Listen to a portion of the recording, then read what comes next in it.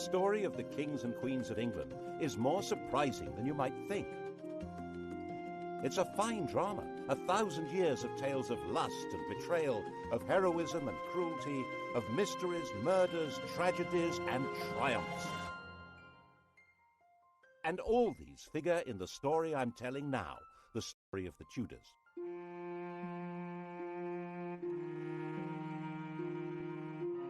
Above all, though, the story of this great dynasty of rulers is a tale of passionate love affairs and what happens when love and high politics collide.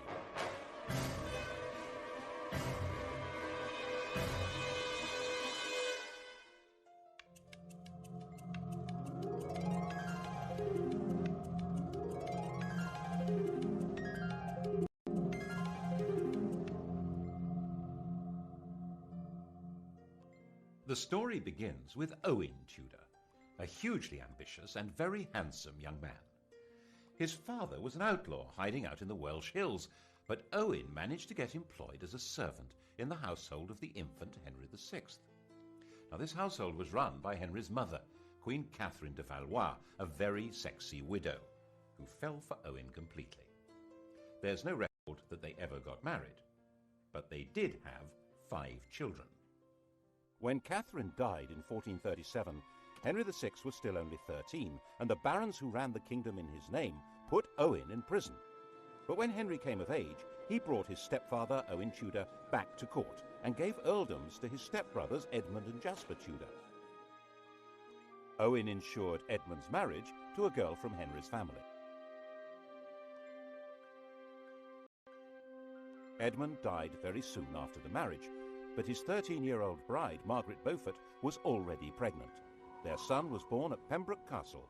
He was named after the king, Henry Tudor. And Owen had a grandson with a blood connection to the House of Lancaster, the family of the king.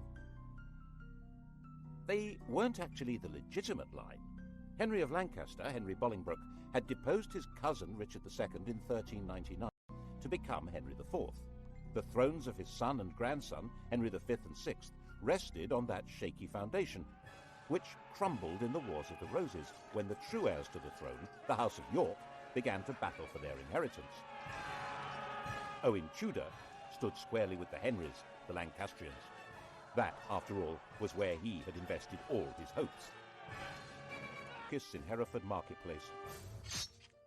He was the last Tudor to lose his head. But as we all know, the Tudors would take up this approach to problem-solving themselves, you might say, with a vengeance.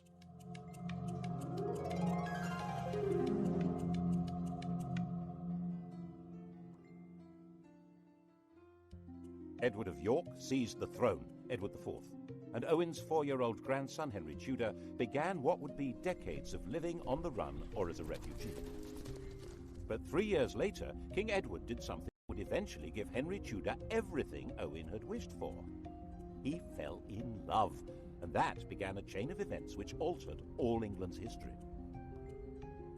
When Edward was about 20, he was waylaid by an attractive widow of about 25 who was trying to recover her late husband's property.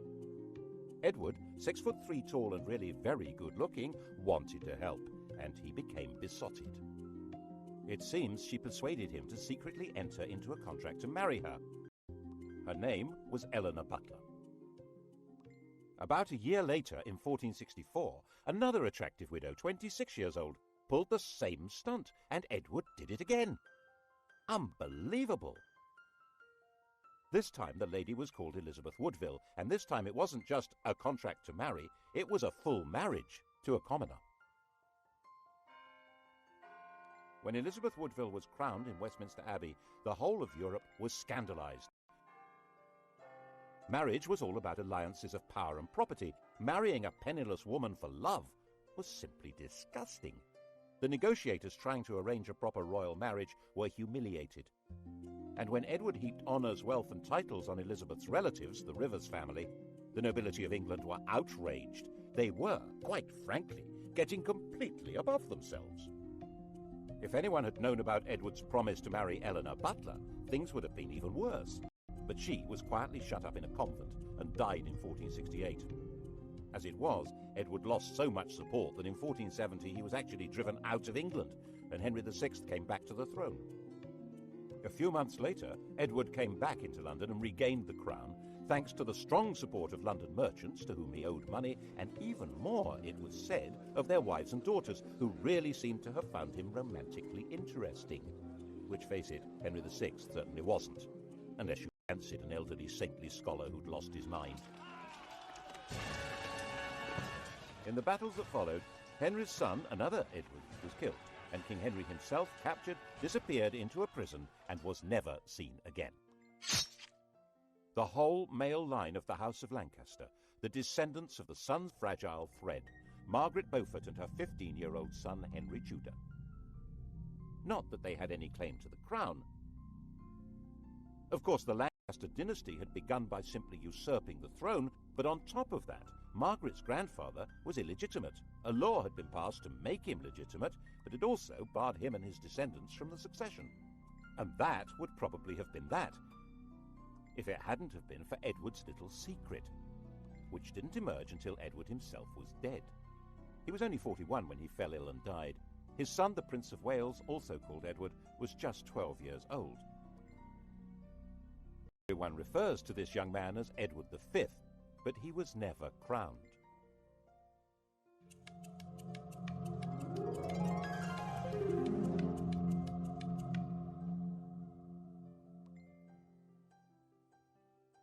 The dead king's will was clear. Prince Edward would be his successor, of course, but he would be in the care of a guardian and protector of the kingdom. That person was Edward IV's brother, Richard, Duke of Gloucester. We all know him as the most evil king in English history, the warped and twisted Richard III. Richard had been in effect King Edward's vice-regent in the north, based in the city of York, and no one at that time said anything bad about him at all. But the Queen thought there was someone even better to run her son's kingdom. Her. King Edward IV had died at Westminster. Elizabeth immediately sent her brother and other members of her household rushing up to Ludlow, where Prince Edward was staying. The idea was to hustle him to London and install him before Richard even knew what was going on. Then she and her family, the Rivers, would have control of everything. Richard, of course, did find out what was going on and said he would meet up with the party as they brought the prince through Northampton. Okay? Okay. Except that when he got to Northampton, he found that the Rivers didn't have the prince with them. Alarmed, Richard took them prisoner and found their baggage stuffed with arms and armour. There was plainly an attempt being made at a coup. Richard nipped it in the bud. He found they'd secreted the prince in Stony Stratford, Elizabeth's family home. This was before blue plaques had been invented. Richard escorted the prince to London and installed him in the Tower of London while he set about organising the coronation. And then came the bombshell. The dead king's contract to marry Eleanor Butler had been made in front of a priest, who now decided it was time to speak. Oops! If Edward really had been betrothed to Eleanor, his marriage to Elizabeth Woodville was bigamy, and the young prince couldn't be king because he... This man, Robert Stillington, was no ordinary priest. Edward had promoted him and trusted him, making him a bishop and keeper of the Privy Seal and then Chancellor of England. But then Stillington became awfully friendly with King Edward's ambitious brother, the Duke of Clarence, and Clarence could not be trusted an inch. If Edward's children were illegitimate, Clarence would be next in line to the throne. Edward quickly had his brother sentenced to death and executed in private with no chance to make a public statement. Instead, the world was told Clarence had drowned in a butt of Malmsey, a barrel of sweet wine. Such a sad accident. And Stillington spent a year locked in the Tower. After his release, perhaps nervous of the power of strong drink, he kept his mouth shut until Edward was dead. But now he spoke, and Parliament believed him. With Edward's children illegitimate and Clarence's disinherited when he was executed, Richard was left as the proper successor. He reluctantly accepted. Well, he accepted.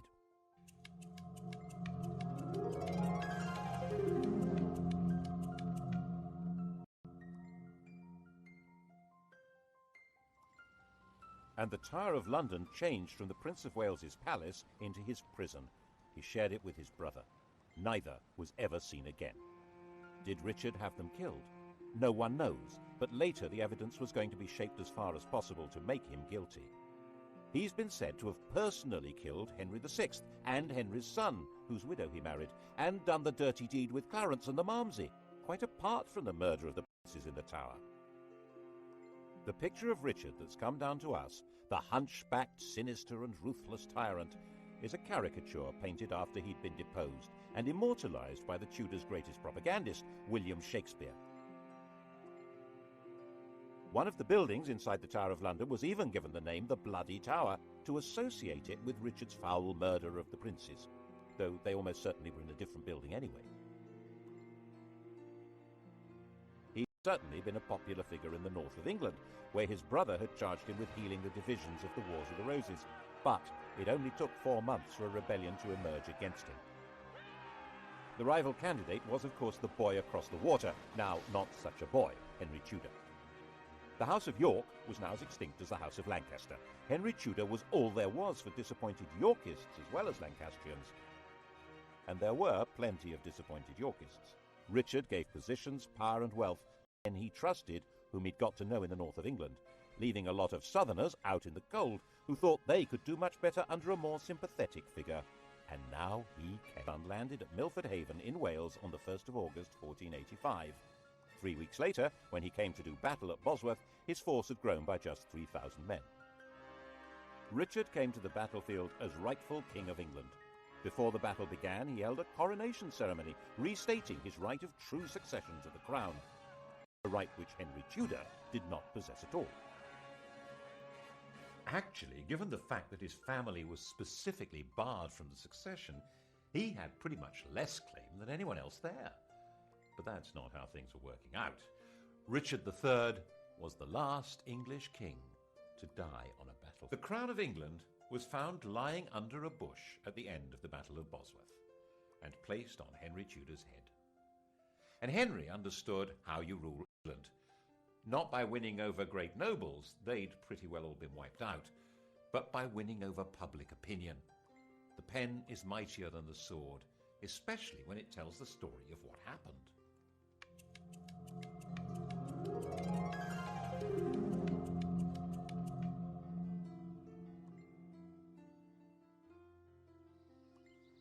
Firstly, he must not be accused of killing a king, so Richard III was not king on the day of the Battle of Bosworth. Henry Tudor dated his reign from the day before the battle. It was Richard who'd been fighting against a king, not Henry. Henry was king. It was Richard who was the traitor. Got that? Secondly, he must deal with the question of his legitimacy as a ruler, so he married Edward IV's daughter. She was the legitimate line of descent from William the Conqueror, a true Plantagenet. Their son, when they had one, would be the legitimate heir by every possible standard. Well, so long as Edward IV's daughter was legitimate, so that had to be dealt with. All documents relating to the business of Edward's marriage to Elizabeth Woodville being invalid were destroyed. All documents relating to the illegitimacy of their children were destroyed, including the Act of Parliament that had spelt out why Richard should be king. These orders were carried out so efficiently that only one copy of the Act has ever been found. That's how we know about it. Other evidence may have existed, destroyed even more efficiently. And if the children were not illegitimate, then of course Prince Edward had been the true King of England, and Richard was a regicide. What a villain! Assuming, of course, that Richard had been responsible for the boy's death. Well, he couldn't be alive, because if he were, he, and not Henry Tudor, would be the rightful king. There are some nasty people who suspect that if the princes in the Tower were still alive before the Battle of Bosworth, Henry would have disappeared them. Richard III became the Saddam Hussein of Tudor propaganda. Of course, the consolidation of power was not only a matter of creating favourable propaganda, it also involved getting rid of a few people. Clarence, for example, the Malmsey drowner, had a young son, the Earl of Warwick, a nephew of both Edward IV and Richard III. He had been barred from the succession, but so had the man now on the throne, so there was no security in that. He went straight into prison in the Tower of London. But then a priest in Ireland suddenly produced a 10-year-old boy who he said was the rescued Earl. The boy looked right, spoke right, had all the right manners. He was solemnly crowned in Dublin Cathedral as Edward VI, and a force of Irish supporters backed by Flemish troops then landed in the north of England. They were supported by the Earl of Lincoln, John de la Pole, who was also a nephew of Edward IV and Richard III. He was their sister's son. In fact, Richard III, who had no children, had designated John as heir to the throne. John knew perfectly well that the child was an impostor called Lambert Simnel, who had been carefully trained for the project. The rebels had obviously assumed that Henry had killed the Earl of Warwick, so wouldn't be able to prove that Simnel was an impostor. They were wrong. The prisoner, still alive, was put on public display, and the rebels were crushed. But never missing a trick, Henry forgave the child and gave him a job in the royal kitchen. He grew up to be a royal falconer. Another impostor appeared in 1492, this time claiming to be the younger of the princes in the Tower, Richard, Duke of York. His real name was Perkin Warbeck, and he stayed on the continent collecting support from anyone who fell out with Henry.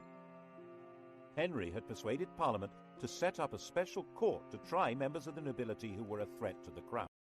A number of Warbeck's supporters suddenly found themselves arrested, tried for treason, and facing execution.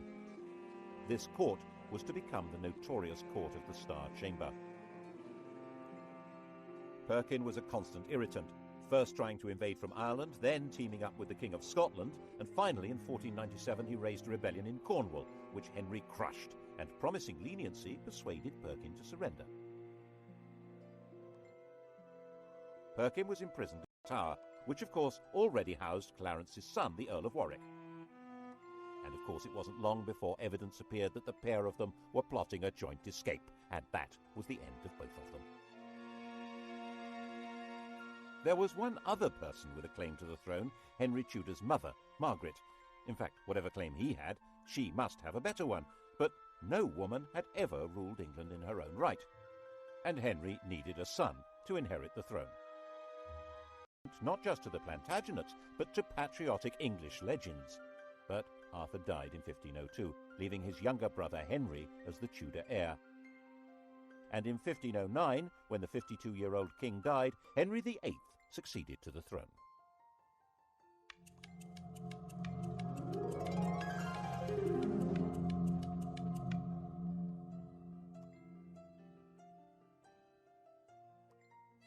He was the perfect king, a king out of the storybooks. He was 17 years old, extremely well-educated, extremely good-looking, with polished manners and the style and physique of an athlete. He also had an unchallengeable claim to the crown, and to secure the succession, Henry VIII married the woman to whom he'd been betrothed for 7 years, Catherine of Aragon, his dead brother's widow. The Spanish worried that this was against church rules, and so the Pope granted a dispensation. In fact, this was all rubbish. While the Bible specifically forbids a man from sleeping with his brother's wife, it actually insists that he must marry his brother's widow. Anyhow, 2 years later, Catherine gave birth to a son, but the infant soon died. So did the next. In fact, the marriage only produced one child that lived, a girl called Mary. Henry was effectively all-powerful. There were no great barons anymore in England, and his father had left a well-stocked treasury. Parliament consisted to a large extent of men who depended one way or another on royal favour, and the countryside was controlled by justices of the peace who served the government. You can see the change in the very nature of power from the home of Henry's Chancellor. 50 years earlier, Edward IV's Chancellor had been a Neville, the son of the Earl of Salisbury. In those days, an Englishman's home had been his castle. Middleton Castle, actually. It was his father's home, and that great lord had also been Chancellor. Independently powerful men, based in a mighty fortified palace. But under the Tudors, the great power of the Nevilles had been broken. Middleton Castle was in the hands of the king. When Henry VIII's Chancellor Wolsey built himself a home, it certainly wasn't a castle. It was this magnificent palace, Hampton Court. Glass windows instead of arrow slits and chimneys instead of crenellations. No one needed a fortified house under the protection of a great king, and it was all at Henry's pleasure. If Wolsey didn't deliver what the king wanted, he was entirely dispensable, and And that, of course, is what happened.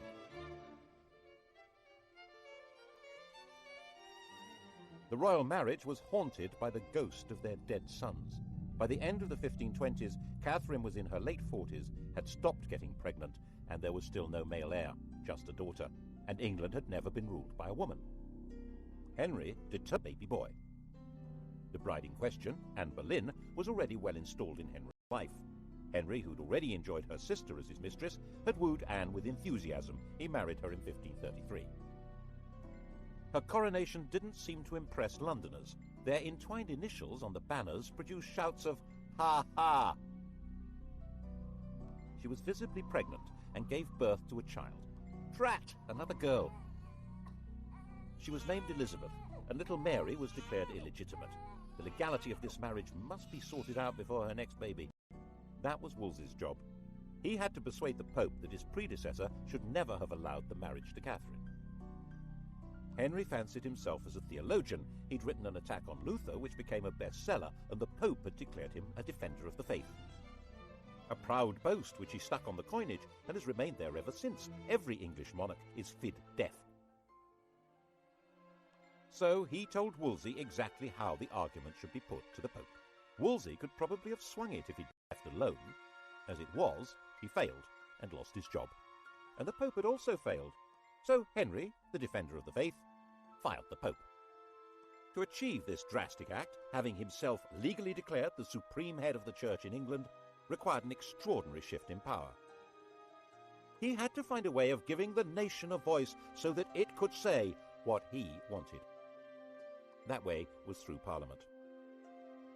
The Church's wealth and power was hugely popular. The notion of no longer paying church taxes to Rome was really very cheery. But it wasn't as simple as that. Some people believed that the Pope really did represent divine authority. And for many others, there was a fear that the Pope might excommunicate their customers on the continent if they continued trading with them. With the effective help of a new chief minister, Thomas Cromwell, and a new Archbishop of Canterbury, Thomas Cranmer, Parliament passed the necessary acts. By the end of 1534, the King of England had become, legally, the total, overall, supreme ruler of the whole shebang. Once Henry VIII had become head of the Church in England, he was a new kind of king. One immediate consequence of the new order was that he had control of the fabulous wealth of the English Church. It wasn't just the Pope who got the sack. He closed down all the monasteries and nunneries. There weren't all that many people in them, less than 10,000 over the whole country, but there may have been 10 times that number dependent on them. And in areas such as Lincolnshire and Northumberland, there was armed rebellion. One of the rebel leaders was John Neville from that great old family of barons, but the Nevilles were no threat to the modern crown. The rebellions were crushed. And monastic lands were sold off cheap to bolster the treasury, who would loyally support the crown. The old struggle for power between the papacy and the monarchy had now been decisively settled. Becket, the 12th century archbishop whose defence of church power had led to his martyrdom, had been the most popular saint in England. Henry ordered Becket to be declared no saint, to be tried and convicted of treason, and for his bones to be burned and the dust scattered in the air. Who's in charge now, eh? What's more, in 1536 Catherine of Aragon died, meaning that the problem of the ex-queen had gone away. He and Anne Boleyn dressed in bright yellow to celebrate. But 4 months later, he was told that Anne had committed adultery. Henry was surrounded by courtiers jockeying for influence, forming alliances, factions, to do down those who might damage them. And Anne became a victim of an organised campaign by those who felt endangered by her faction. Whether it was true or not, no one knows, because Henry's fury was so total that her trial and those of her supposed lovers was a travesty. She might indeed get pregnant with a boy, but then its parentage would be in doubt, and she might not. She'd miscarried at least twice since Elizabeth's birth. Without a legitimate son, it had all been for nothing. Anne was imprisoned in the royal lodgings in the Tower of London. Henry had extended them before their coronation, and now she was occupying them for the first time. Not as his wife, but as his prisoner. After 18 days, she was beheaded, and Henry married Jane Seymour.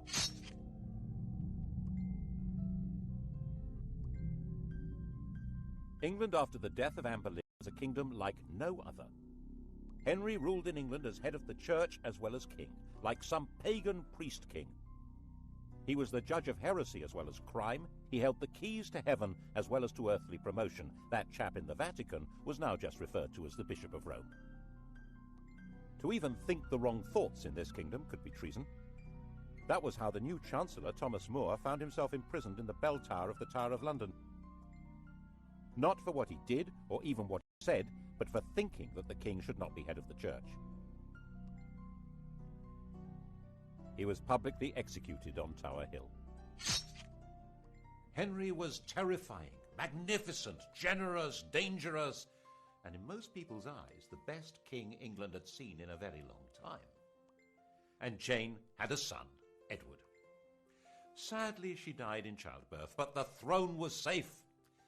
His only problem was abroad, and by 1539 it did begin to look as though the Bishop of Rome might be lining up some muscle against him.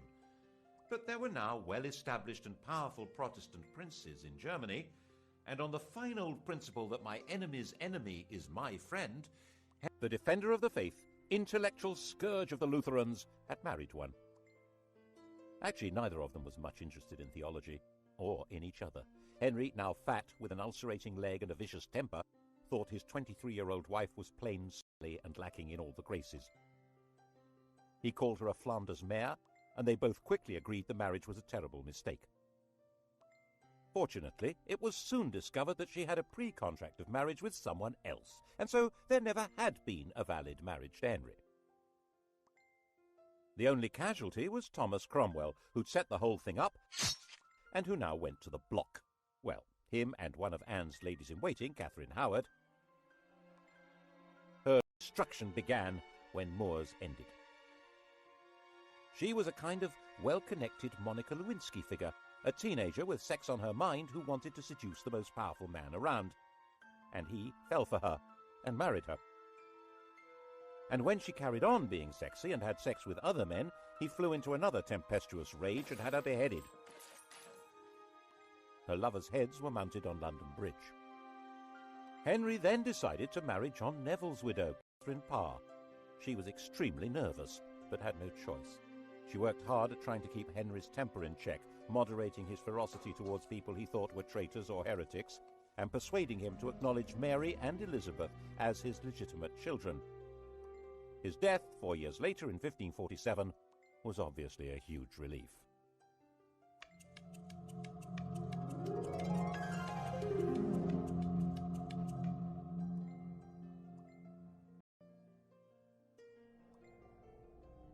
Henry had succeeded in leaving a son, but only just. Jane's son, Edward VI, 9 years old, was a sickly child. He was educated as a Renaissance prince, a humanist, and as a Protestant, far more so than his father. He was only a child, and government was in the hands of a council, but in a world of royal tyranny, this... So John had been talking things over with His Royal Little Highness, and they cooked up this bizarre proposal to hand the throne to John Dudley's daughter-in-law, the 15-year-old Jane Grey.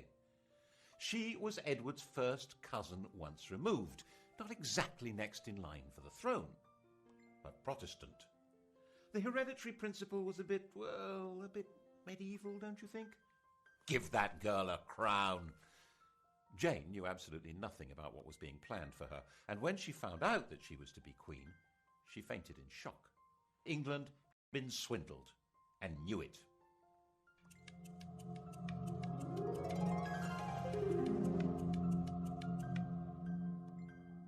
Jane came to London as queen, but was she? Everyone's eyes turned to Mary. Throughout all that had happened since Henry had disowned her, Mary had very publicly maintained her Catholic faith and the public celebration of the Mass. She'd become a symbol of resistance to tyranny, and whenever she appeared in public, she was mobbed and cheered. And now Mary announced that she was the proper heir to the throne, and she was going from her home in Framlington in Surrey to be crowned in London. The journey was a procession through villages and towns filled with cheering crowds. She entered London to the greatest street party the city had ever seen. The dancing, drinking and bell-ringing went on all night. After just 9 days as the first woman to rule England, Jane was placed under arrest by her own father, who was supposed to be her chief defender. She was imprisoned, and Mary felt obliged in the end to have Jane executed. It didn't help that her father joined a rebellion against Mary. But by then, 6 months after her triumph, many people were ready to rebel against Mary. The defiant woman who'd stood against tyranny was now on the tyrant's throne. The English didn't actually like the papacy, but Mary did. The English didn't like Spain, but Mary did. She married its king, Philip II. And the English didn't like being forced to subscribe to religious beliefs on pain of death. Mary had 277 people burned alive because of their religious opinions. Bloody Mary. Unable to have children, a bitter invalid, England's second queen died in 1558, 42 years old, the most detested ruler in all England's history. There were celebrations almost as fervent as had greeted her arrival 5 years before.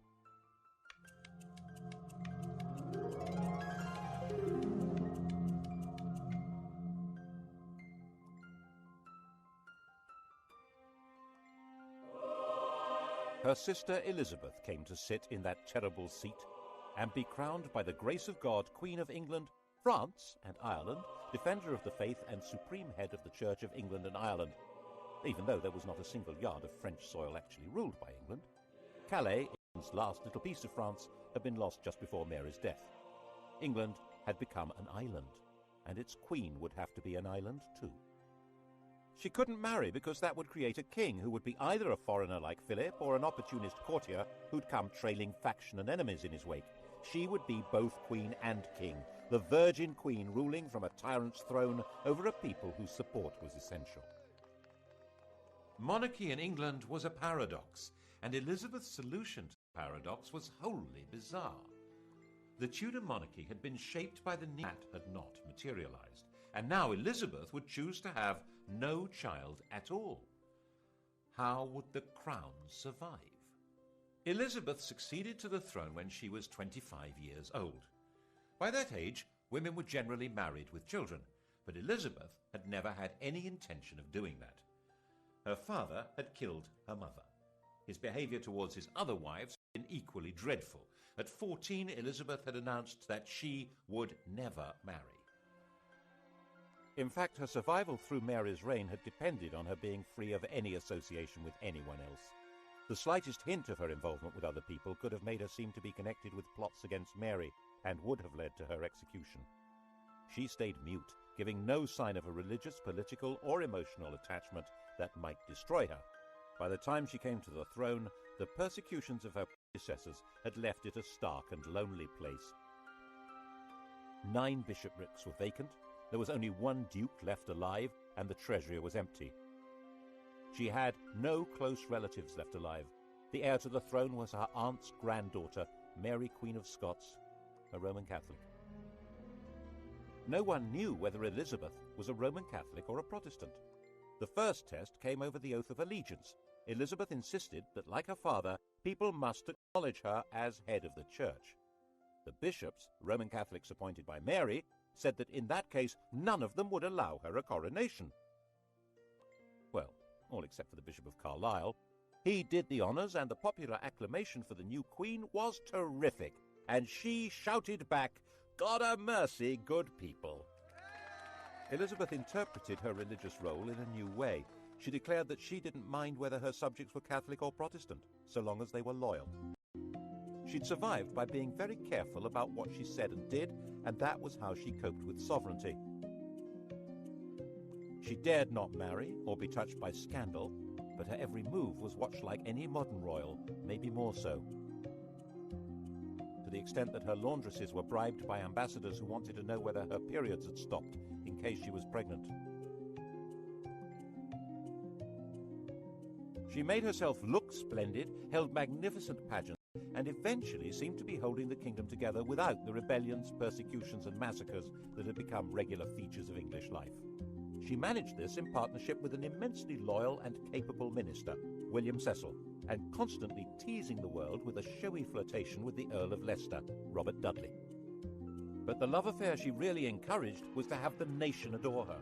In poetry, paintings, and theatre, she was Gloriana, the magical beauty to whom loyalty and love were equally due, and who had no a Catholic plot to replace her with one of the grandchildren of Henry VIII's sister Margaret, either Mary Stuart, Queen of Scots, or Henry Stuart, the Earl of Darnley. Both of them had a valid claim, as not only was Elizabeth excommunicated, she was arguably illegitimate. They were carefully encouraged to maneuver themselves into helplessness. Mary was the more dangerous. She'd been Queen of France until her husband's death, and a ruler of Scotland who had French backing would be a danger to England even without the religious issue. But Mary's education had been unlike Elizabeth's. She'd not lived in fear of her life, but in the indulgent French court. This was not a good preparation for life in Britain, a land of conspiracies and killings. Darnley was a weak man in a weak position, a good-looking, unstable lout. What happened next looks like a cunning plan. Elizabeth pretty much obliged the 19-year-old Darnley to visit the 22-year-old widow Mary, having ordered him not to marry her. The result was totally predictable. And Darnley was a total liability to Mary. Dim-witted and resentful of his lack of power, he was also furiously jealous. And when he thought her advisor Rizzio was having an affair with Mary, he joined a plot that had Rizzio murdered in front of her. She now viewed Darnley, the patsy in all this, with hatred and contempt, and was herself complicit in the plot that murdered him with an explosion. She ended up fleeing her own kingdom and throwing herself on Elizabeth's mercy. Ultimately, a bad place to be. Elizabeth was half the time sure that Mary should be executed to deprive Catholic plotters of a candidate for the throne, and half the time sure that she should do no such thing. Ruling queens were rarer than hen's teeth. For one to kill another really wasn't good. She signed the death warrant, but in a state of real distress. Mary and Darnley had a son, James, and he was now the virtually incontrovertible heir to Elizabeth's throne. She wrote to him confirming that and apologizing for what she'd done to his mother. The very idea that it was legitimate to kill a crowned sovereign was extremely dangerous. Elizabeth was deeply concerned with the rights and powers, the prerogatives of the sovereign. She was very wary of Parliament, which in her view treated every request for taxes as a blackmail opportunity to give itself powers of government. So she tried very hard not to ask for taxes, and her government was parsimonious, mean as possible, and then some. She was determined to protect royal authority. She refused to allow Parliament to refer to England as a state. She said it sounded too much like something to do with the States General, the parliamentary body that ruled the Dutch Republic. That republic, it was her ally in her struggle to keep England out of Spain's clutches, but she was nervous that its political ideas might be catching. England was a kingdom. It happened to be ruled by a queen, but as she famously said, one who had the heart and stomach of a king. Of course, Elizabeth's greatest moment was when she managed to see off the Spanish Armada, when Philip II, by far the most powerful ruler in the world, assembled a vast fleet to collect an invasion army from the Low Countries and bring England back into the Roman Catholic Church. The English fleet, genuinely patriotic, genuinely daring, skillfully harried the Armada to prevent it finding a safe anchorage where it could make contact with the landing force.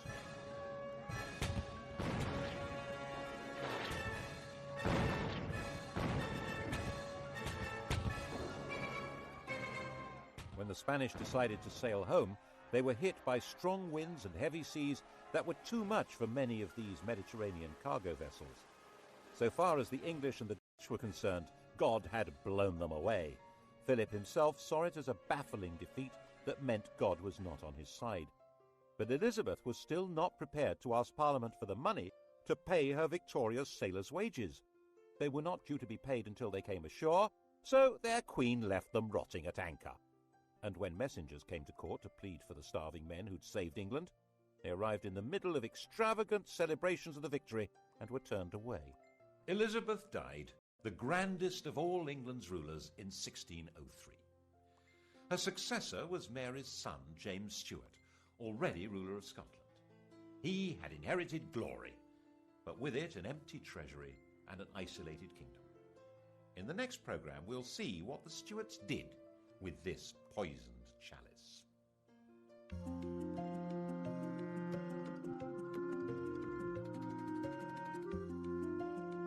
On to the Stuart Tonight at 10, and to test your knowledge of Henry VIII and his 6 wives, Sky Digital viewers press red.